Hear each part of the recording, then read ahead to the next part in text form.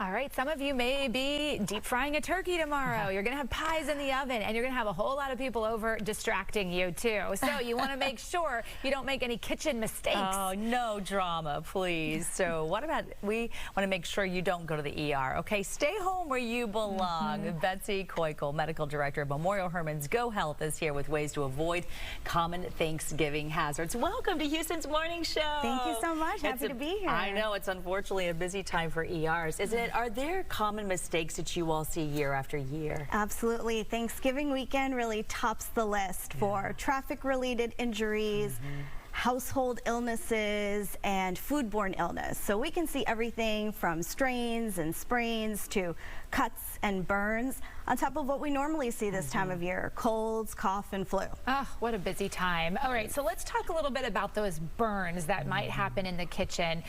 What should you do if you suffer a burn? Yeah, so Thanksgiving brings an increase of burns. Everyone's in the kitchen, right? So it's really important to rinse the affected area under lukewarm to cool water, not icy cold. Rinse it 10 to 15 minutes, take a look.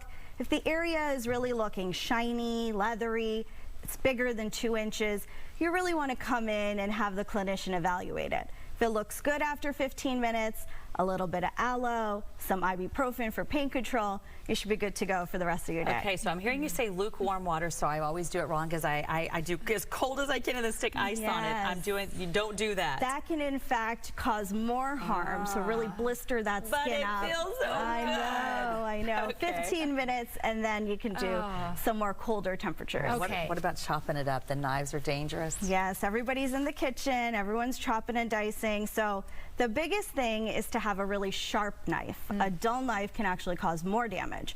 Curl your fingers in, slice away from the body. That'll really help minimize some of those cuts that we see. And then once you're done using your knives, put them away. And not probably the ideal time to introduce kids to the knives. Probably not. Help them out another day when it's not so hectic. Okay, when it comes to rinsing the raw turkey, if you haven't started thawing it by now, you're too late. You need to thaw it in cold water. So what are people doing wrong there? Because we don't want anyone getting sick. Yes.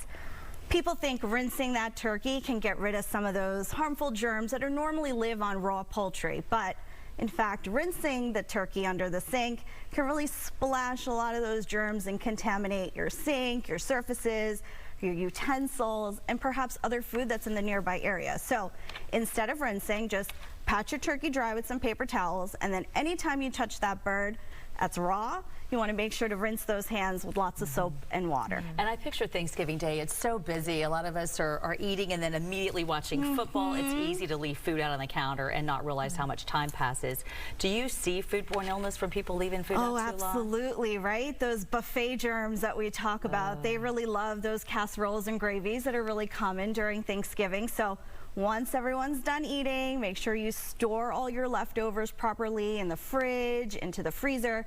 You want to be able to enjoy those turkey sandwiches all week long. So just make sure to put them away once they're cooled down. Yes, okay, and 4 days in the fridge is usually the maximum for the leftovers. Yes. All right, okay. Everybody stretch good, too, before you go out to exercise if you are going to be playing in the backyard. Thank you, Betsy. Yeah, of course. Appreciate good information.